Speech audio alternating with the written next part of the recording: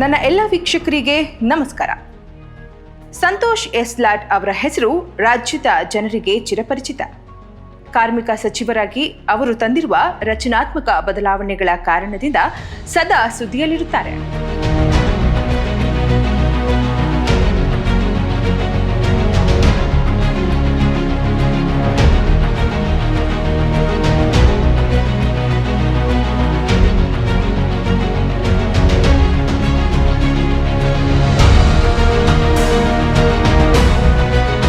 ಸರ್ಕಾರದ ಕ್ರಿಯಾಶೀಲ ಸಚಿವರು ಎಂಬ ಹೆಸರನ್ನ ಅವರು ಈಗ ಪಡೆದಿದ್ದಾರೆ.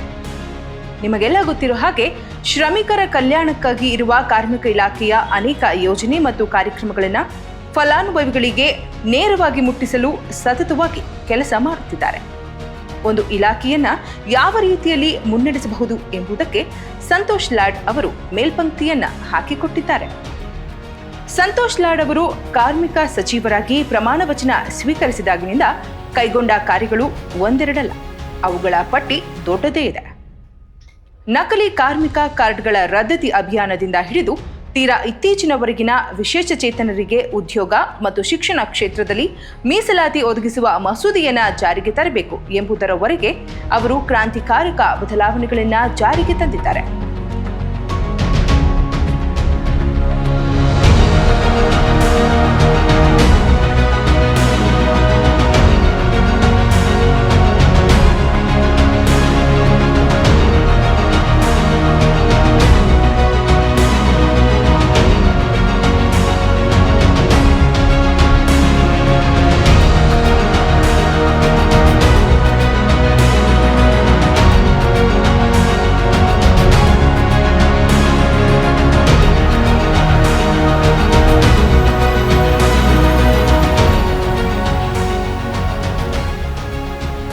ಮಾನ್ಯ ಮುಖ್ಯಮಂತ್ರಿಗಳಾದ ಶ್ರೀ ಸಿದ್ದರಾಮಯ್ಯ ಅವರು ವಹಿಸಿದ ಜವಾಬ್ದಾರಿಯನ್ನ ಅತ್ಯಂತ ಸಮರ್ಥವಾಗಿ ಸಚಿವ ಲಾಡ್ ಅವರು ಈಗ ನಿರ್ವಹಿಸುತ್ತಿದ್ದಾರೆ.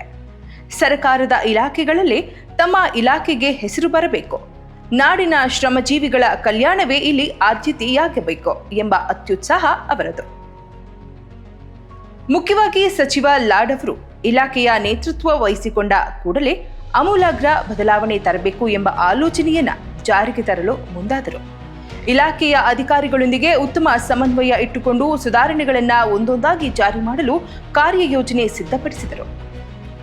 ಸಚಿವ ಲಾಡ್ ಅವರ ನೇತೃತ್ವದಲ್ಲಿ ಜಾರಿಗೆ ಬಂದ ಪ್ರಮುಖ ಕ್ರಾಂತಿಕಾರಕ ಕ್ರಮಗಳೆಂದರೆ ಕಾರ್ಮಿಕರಿಗೆ ಕನಿಷ್ಠ ವೇತನ ನಿಗದಿ, ಕಡ್ಡಾಯ ಉಪಧನ ಜಾರಿ, ಶ್ರಮಿಕ ತಾತ್ಕಾಲಿಕ ವಸತಿ ಸಮುಚ್ಚಯಗಳ ನಿರ್ಮಾಣಕ್ಕೆ ವೇಗ ನೀಡಿತು, ರಾಜ್ಯದಾದ್ಯಂತ 100 ಹೈಟೆಕ್ ಸಂಚಾರಿ ಆರೋಗ್ಯ ವಾಹನಗಳಿಗೆ ಚಾಲನೆ ನೀಡಿತು, ಅಂಬೇಡ್ಕರ್ ಕಾರ್ಮಿಕ ಸೇವಾ ಕೇಂದ್ರಗಳ ಸ್ಥಾಪನೆಗೆ ಕ್ರಮ, ಜಿಐಎಸ್ ಮ್ಯಾಪಿಂಗ್ ಹಾಗೂ ವೈಜ್ಞಾನಿಕ ಸುಂಕ ಸಂಗ್ರಹ, ಅಂಬೇಡ್ಕರ್ ಕಾರ್ಮಿಕ ಸಹಾಯ ಹಸ್ತ ಯೋಜನೆ, ಶ್ರಮಿಕ ವಸತಿ ಶಾಲೆಗಳ ಆರಂಭಕ್ಕೆ ಮುನ್ನುಡಿ, ಧಾರವಾಡ ಮತ್ತು ಮೈಸೂರಿನಲ್ಲಿ ಕೌಶಲ್ಯ ಕೇಂದ್ರ ಸ್ಥಾಪನೆಗೆ ವೇಗ ನೀಡಿತು, ಕರ್ನಾಟಕ ರಾಜ್ಯ ಗಿಗ್ ಕಾರ್ಮಿಕರ ವಿಮಾ ಯೋಜನೆ ಹಾಗೂ ಕ್ಷೇಮಾಭಿವೃದ್ಧಿ ಮಂಡಳಿ ರಚನೆ, ಕರ್ನಾಟಕ ರಾಜ್ಯ ಸಿನಿಮಾ ಮತ್ತು ಸಾಂಸ್ಕೃತಿಕ ಕಾರ್ಯಕರ್ತರ ಕಲ್ಯಾಣ ಮಸೂದೆ, ಕರ್ನಾಟಕ ರಾಜ್ಯ ಪತ್ರಿಕಾ ವಿತರಕರ ಅಪಘಾತ ಹಾಗೂ ಆರೋಗ್ಯ ಸಹಾಯ ನಿಧಿ, ಕರ್ನಾಟಕ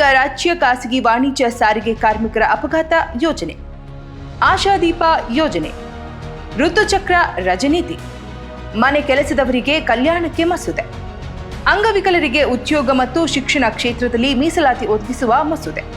ಹೀಗೆ ಹಲವಾರು ಯೋಜನೆಗಳು ರೂಪುಗೊಂಡು ಜಾರಿ ಆಗುವುದರಲ್ಲಿ ಸಚಿವ ಲಾಡ್ ಅವರ ಶ್ರಮ ಸಾಕಷ್ಟಿದೆ.